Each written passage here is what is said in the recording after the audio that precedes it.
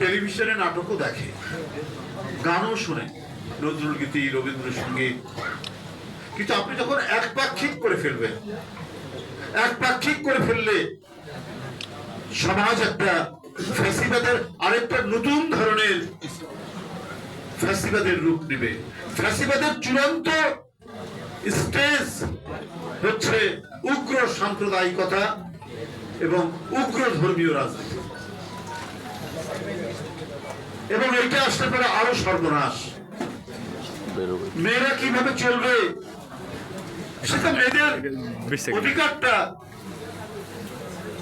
কেড়ে নেওয়া হবে, নিশ্চিত থাকবে না। ভাই, আমরা যারা বড় হয়েছি আমাদেরকে ধর্মীয় চর্চা, এই নামাজ পড়, আমি বাপের চাইতে মারা বেশি বলে, মারাই ছেলে মেয়েদেরকে ধর্মীয় শিক্ষাটা দেয়।